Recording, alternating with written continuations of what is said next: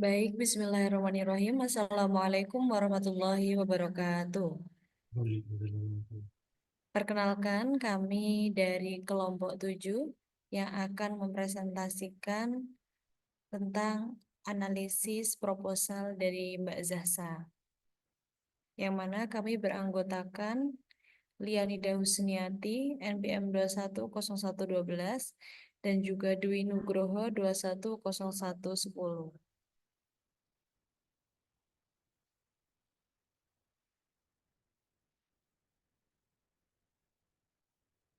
Next.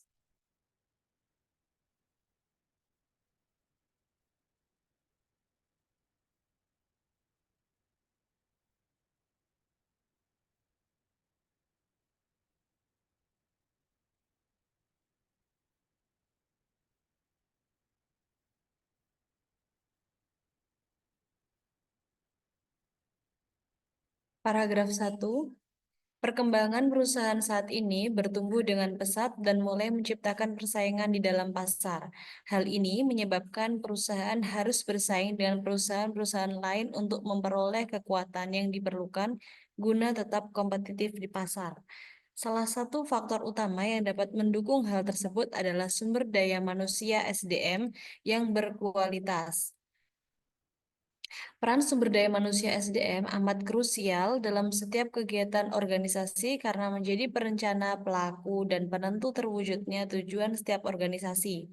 Salah satu hal yang mendukung tercapainya tujuan perusahaan adalah dengan memperdayakan sumber daya manusia yang tersedia dengan baik. Misalnya menunjukkan kemampuan potensi SDM yang perusahaan miliki.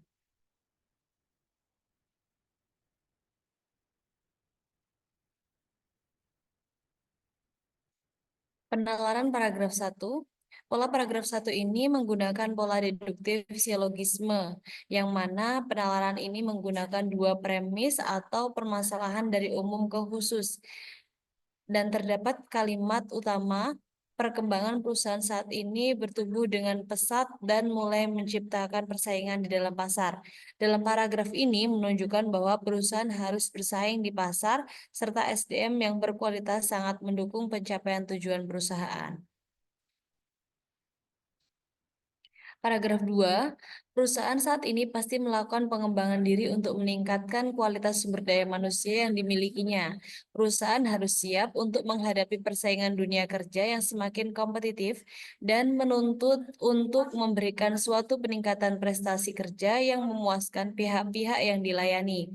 Karyawan memiliki peran krusial dalam mencapai peningkatan tersebut karena mereka dianggap sebagai aset tak ternilai di organisasi. Karyawan yang kompeten, berkualitas, dan berdedikasi terhadap organisasi memiliki potensi besar dalam memberikan kontribusi yang signifikan terhadap kinerja yang optimal. Oleh karena itu, organisasi harus memberikan perhatian serius dalam mengelola, menerapkan program pemberdayaan, dan memotivasi karyawan agar mereka dapat memberikan kontribusi terbaik dalam mencapai tujuan organisasi. Adanya hal ini tentunya akan memicu semangat kerja para karyawan sehingga menciptakan kinerja yang baik bagi organisasi ataupun perusahaan. Penalaran dalam paragraf 2. Paragraf 2 menggunakan pola deduktif silogisme juga dengan argumen kausalitas sebab dan akibat. Dengan kalimat yang menunjukkan pola deduktif silogisme, perusahaan harus siap menghadapi persaingan dunia kerja yang semakin kompetitif. Nah, di sini ada argumen kausalitas sebab akibat, yaitu yang pertama kalimatnya kinerja karyawan mempengaruhi kesuksesan organisasi, dan yang kedua kualitas SDM mempengaruhi kinerja karyawan. Pola penalaran kinerja karyawan dilihat pada aspek kualitas, kuantitas, waktu kerja, dan kerjasama, serta kualitas SDM dikaitkan dengan ilmu pengetahuan, kemampuan, dan pengalaman kerja. Paragraf 3, kinerja merupakan hasil dari kerja seseorang yang menandakan seseorang yang memiliki kualitas dan kuantitas atas kerja yang telah dilakukan.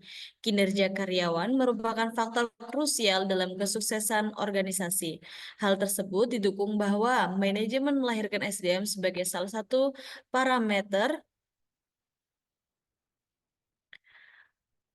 krusial untuk mencapai maksud organisasi secara efektif dan efisien. Di sini diambil dari Gunawan dan Hidayatullah pada tahun 2023. Hal ini menjadikan manajemen SDM sebagai parameter pencapaian yang penting. Menurut Sutrisno 2019, kinerja karyawan adalah hasil kerja karyawan dilihat pada aspek kualitas, kuantitas, waktu kerja, dan kerjasama untuk mencapai tujuan yang sudah ditetapkan oleh organisasi. Kualitas sumber daya manusia secara umum sering dikaitkan dengan ilmu pengetahuan yang dimiliki, kemampuan dan pengalaman kerja yang nantinya akan dibutuhkan pada kinerja yang ingin dicapai pegawai.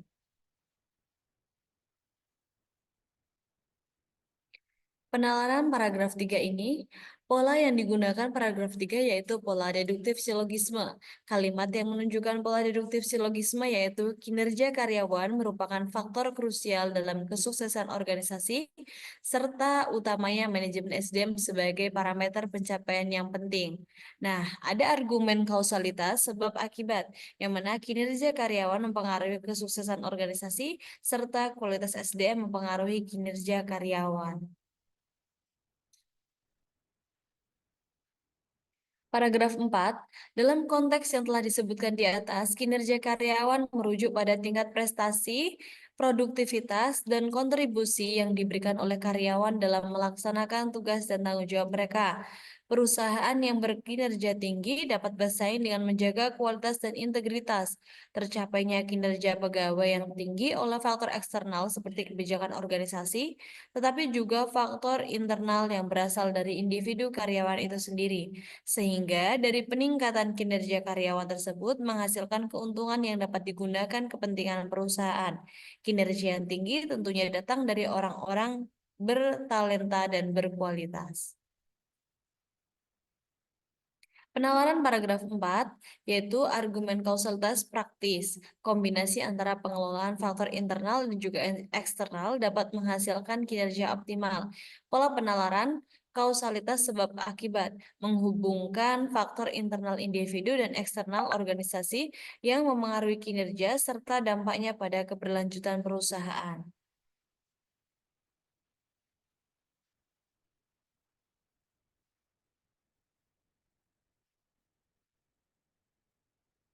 Paragraf 5.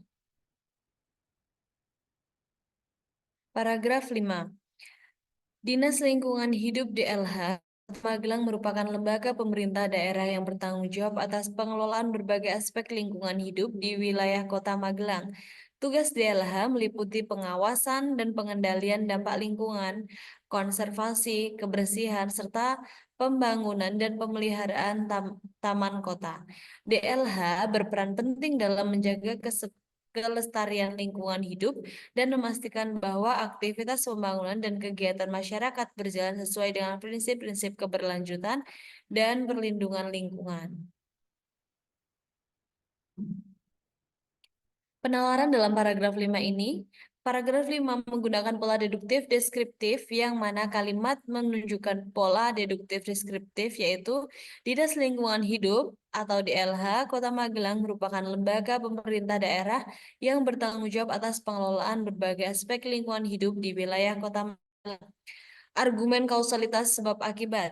DLH Kota Magelang bertanggung jawab atas pengelolaan lingkungan hidup yang mana DLH memiliki tugas pengawasan, konservasi, dan kebersihan. DLH menjalankan tugasnya yaitu dengan aktivitas pembangunan dan kegiatan masyarakat berjalan sesuai prinsip keberlanjutan dan perlindungan lingkungan. DLH menjaga kelestarian lingkungan hidup untuk meningkatkan kualitas hidup masyarakat dan mempertahankan keberlanjutan lingkungan. Baik, selanjutnya akan dilanjutkan oleh Mas Dwi Nugroho.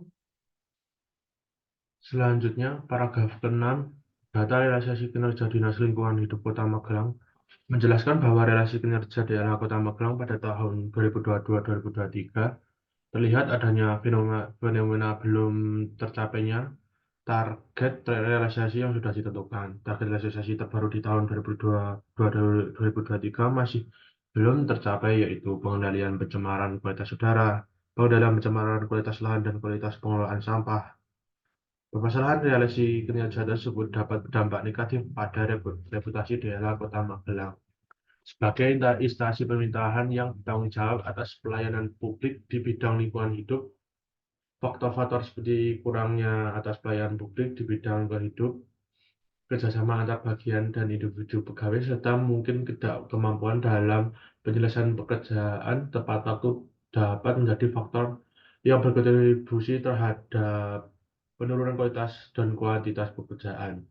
Jika masalah ini tidak segera diatasi, hal tersebut dapat mempengaruhi tingkat kepercayaan masyarakat terhadap DLA, serta mempengaruhi efektivitas dalam penyediaan layanan lingkungan yang baik.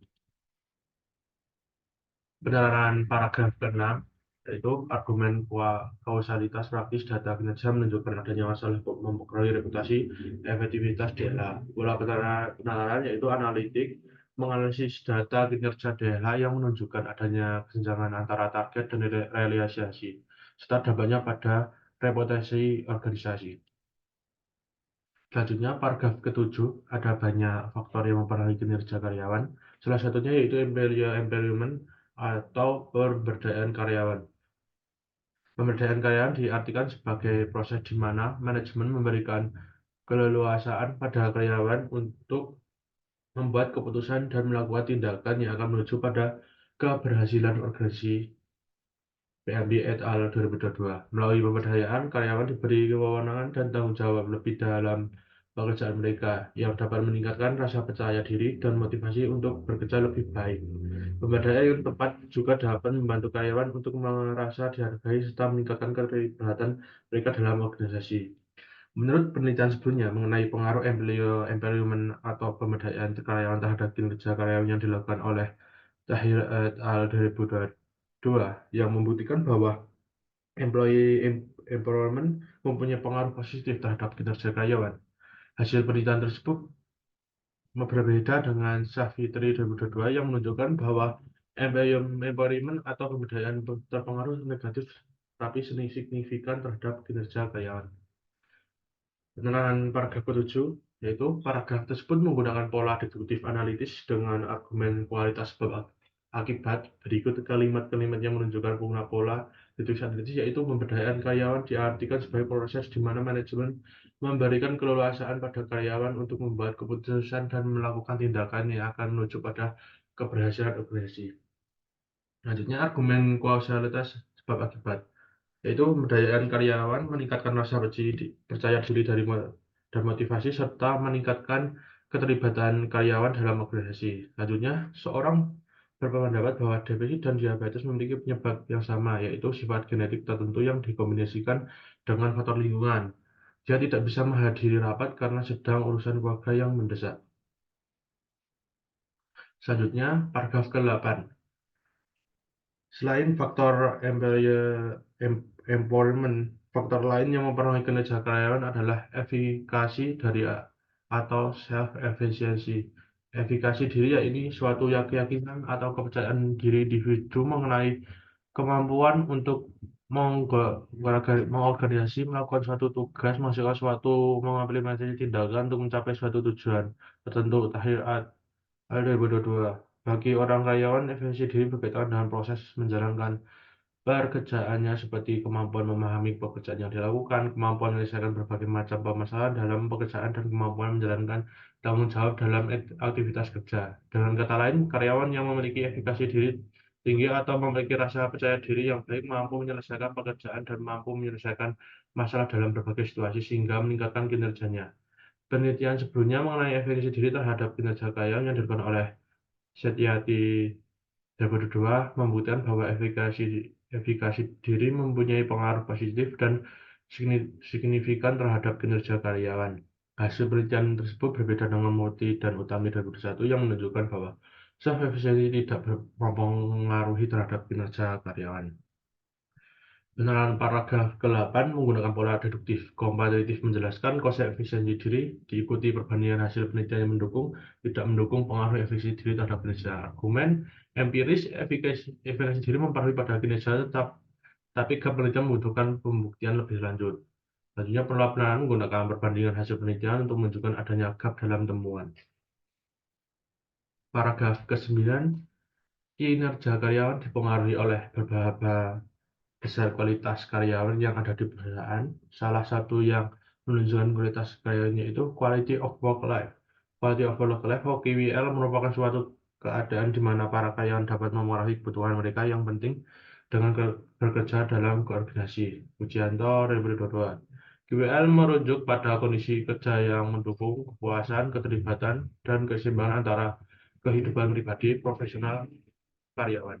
Faktor-faktor seperti hubungan kerja yang baik, kesempatan untuk berkembang, kondisi fisik tempat yang nyaman, dan efisiensi dalam bekerja dapat memenuhi target kepuasan motivasi karyawan. Ketika karyawan merasa dihargai dan memiliki lingkungan kerja yang sangat sehat, mereka cenderung lebih produktif, memiliki tingkat loyalitas lebih tinggi, dapat berkontribusi lebih besar pada pencapaian tujuan organisasi. Oleh karena itu, penting bagi perusahaan untuk menciptakan budaya kerja yang mengutamakan kualitas hidup kerja karyawan sebagai bagian dari strategi peningkatan kinerja dan keberlangsungan organisasi penelitian. Sebelumnya mengenai quality of work life atau kualitas hidup kerja terhadap kinerja karyawan yang dilakukan oleh Ruslan dan Rais 2023 yang membuktikan bahwa quality of work life mempengaruhi signifikan terhadap kinerja karyawan. Hasil penelitian tersebut berbeda dengan Nugrahani dan Priyono 2022 yang menunjukkan bahwa quality of life kualitas kehidupan kerja tidak mempengaruhi positif terhadap kinerja karyawan yang dikerjakan. Selanjutnya, penerapan program ke-9 pola yang digunakan adalah deduktif komparatif menjelaskan konsep QWL diikuti dengan perbandingan hasil penelitian menunjukkan variasi temuan. Selanjutnya, argumen empiris. QWL penting untuk meningkatkan kinerja, tapi hasil penelitian membutuhkan pengujian lebih lanjut. Pola penilaian yang digunakan yaitu komparatif menggunakan perbandingan hasil penelitian untuk menunjukkan adanya gap dalam temuan.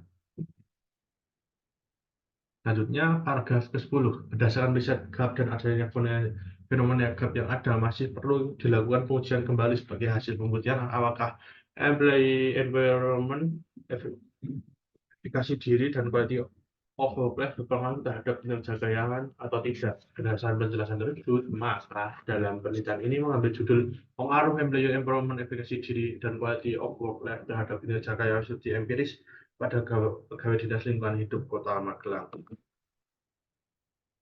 Karena paragraf 10 sintetis menegaskan menggabungkan gap penelitian fenomena untuk menegaskan urgensi penelitian.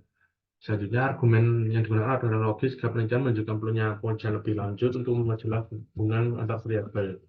Pola penelitian yang digunakan sintesis. Gap penelitian menunjukkan perlunya pengujian lebih lanjut untuk memperjelas hubungan antar variabel.